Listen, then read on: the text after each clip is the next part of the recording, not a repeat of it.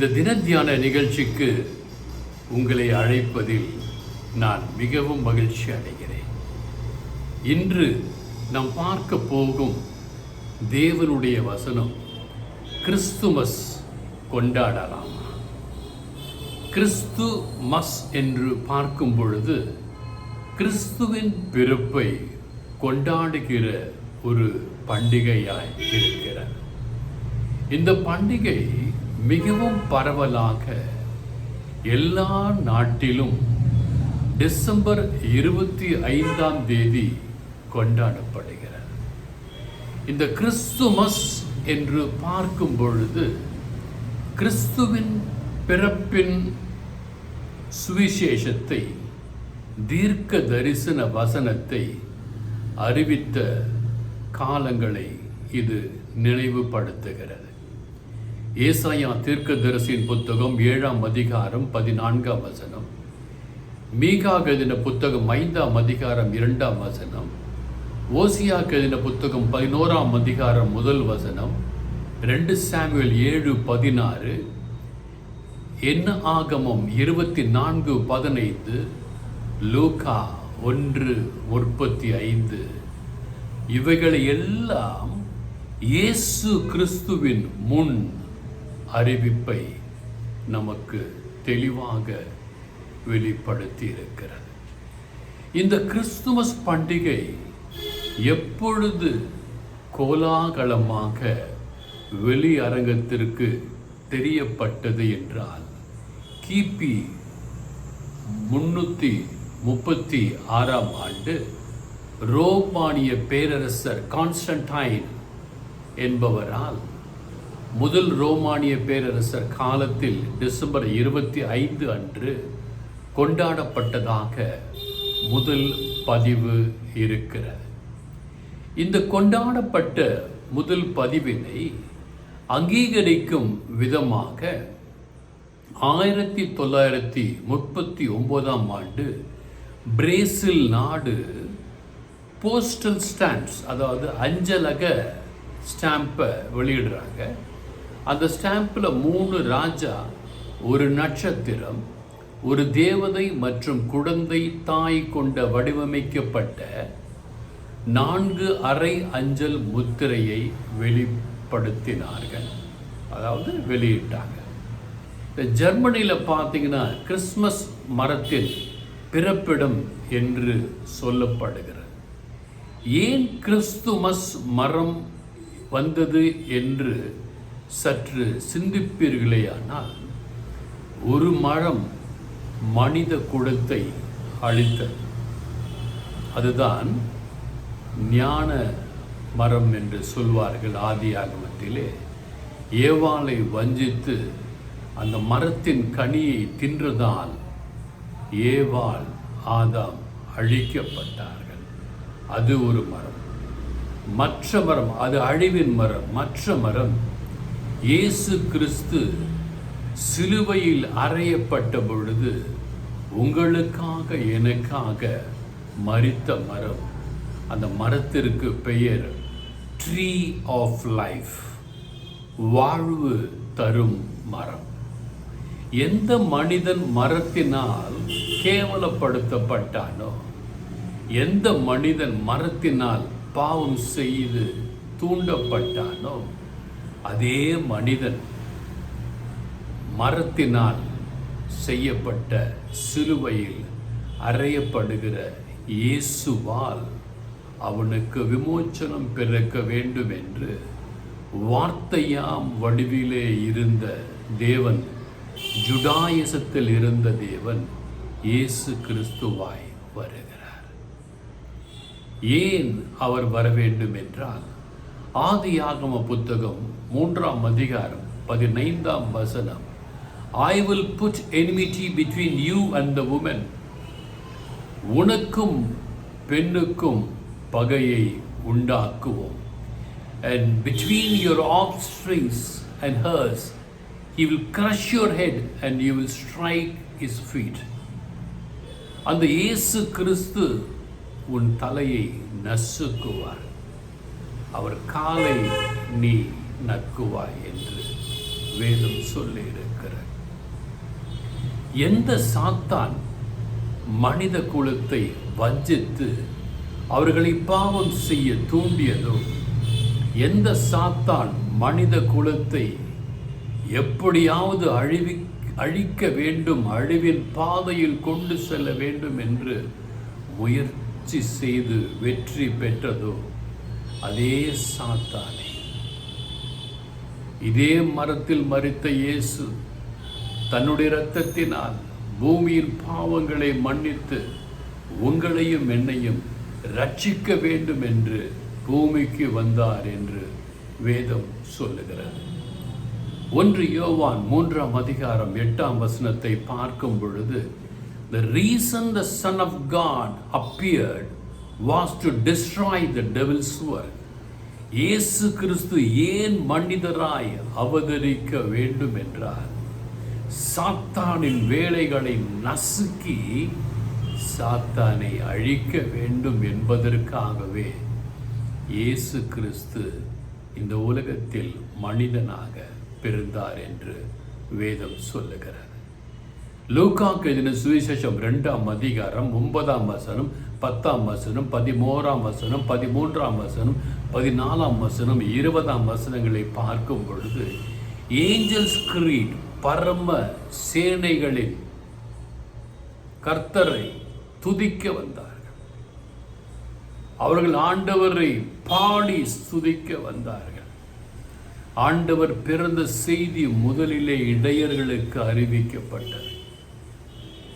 அதனால்தான் இயேசு பிறப்பை குடிலிலே வைத்து கொண்டாடுகிறவர்கள் அந்த குடிலிலே இடையர்களை எல்லாம் வைத்து இயேசுவின் தாயையும் இயேசுவின் குழந்தையையும் அங்கே வைத்து அதை எல்லோருக்கும் வெளிப்படுத்துகிறார்கள். எப்படிதான் இந்த கிறிஸ்து உங்களை காண, என்னை காண மனித குலத்தில் அவதரித்தார் என்று சொல்வதற்காக அந்த ஒரு காரியம் செய்யப்படுகிறது. சங்கீதம் 89 பார்க்கும் பொழுது, this psalm is about Christmas entitled The King has arrived.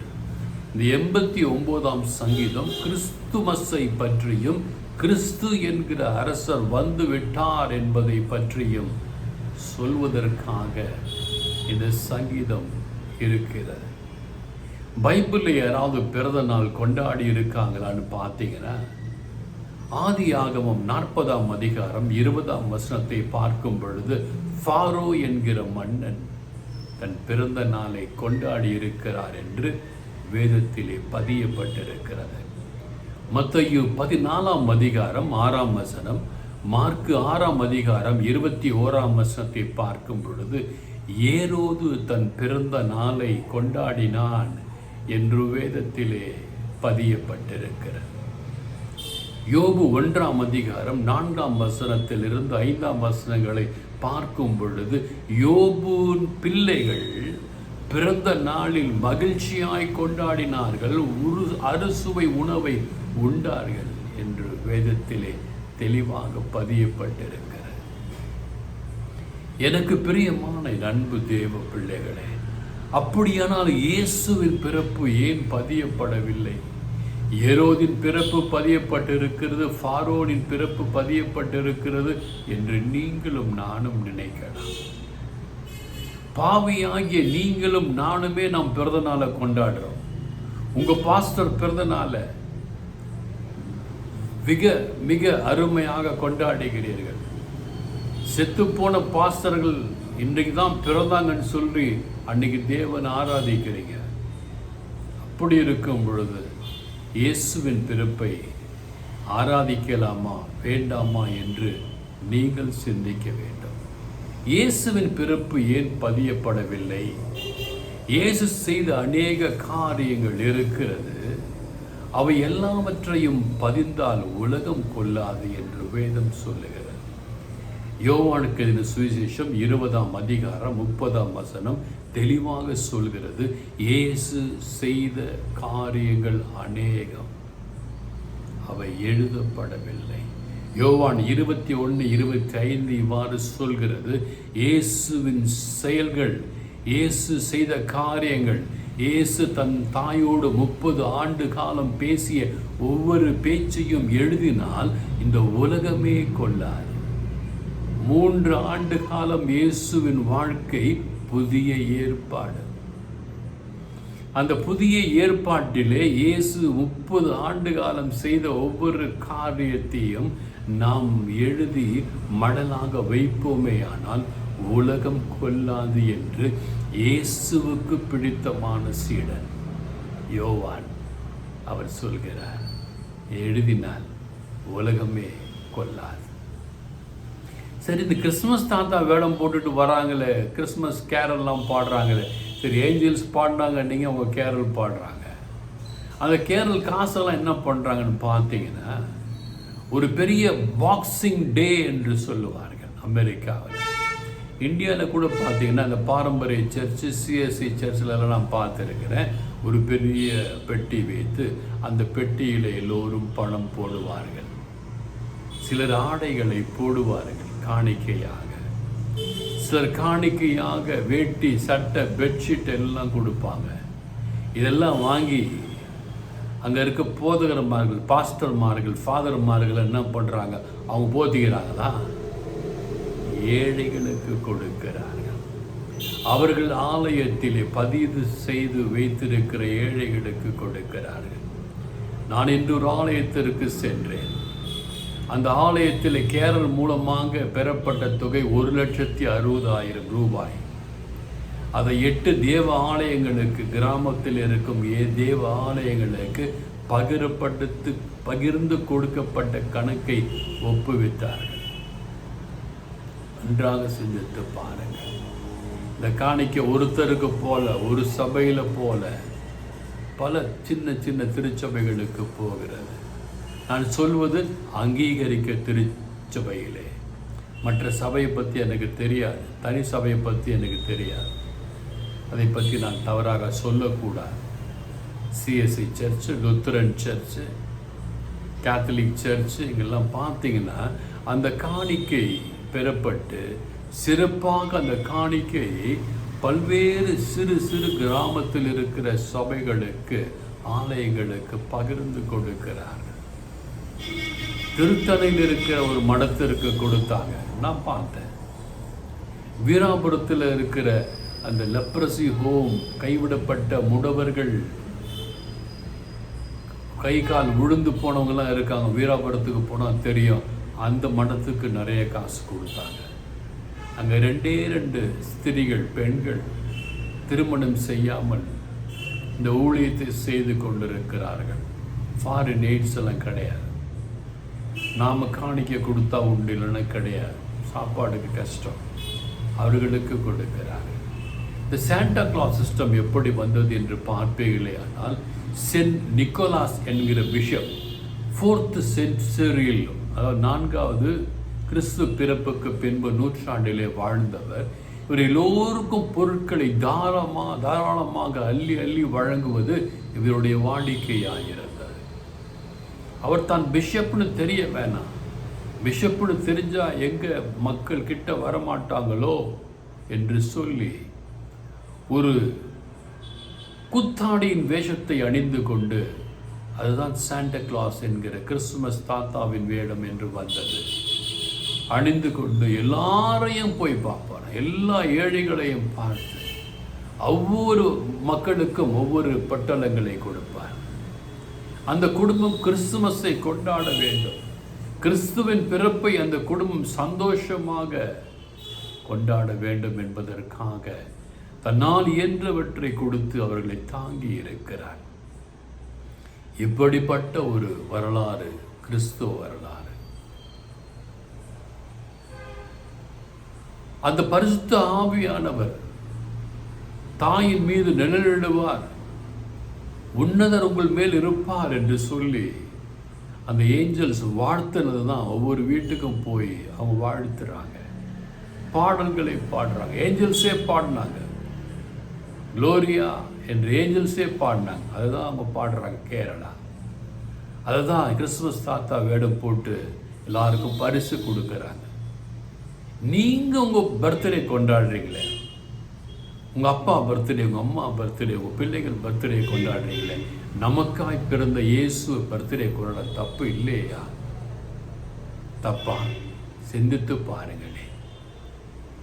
இல்லை இயேசு 25 தான் பிறந்தாரா, டிசம்பரில் தான் பிறந்தாரா? பைபிளை போடலையே. பைபிளை போட்டால் உலகமே கொள்ளாதேன்னு யோவான் சொல்லிட்டாரு 20, 30, 21, 25. அதை பற்றி நம்ம ஏன் வியாக்கியானம் பண்ணணும்? இயேசுவின் பிறப்பை கொண்டாடக்கூடாதுன்னு நீங்கள் சொன்னீங்கன்னா பைபிளில் போட்டிருக்க அத்தனை காரியங்களை நீங்களும் நானும் கடைபிடிக்கிறோமா என்று சிந்தித்து பாருங்கள். வேதத்தில் உள்ள உண்மைகளை, சத்தியங்களை நாம் கடைபிடிப்பதில்லை. ஆனால் சில வசனங்களை பிடித்து கொண்டு வியாக்கியானம் செய்கிறோம். இயேசுவின் சீடருங்க காணிக்கை கேட்டாங்களா?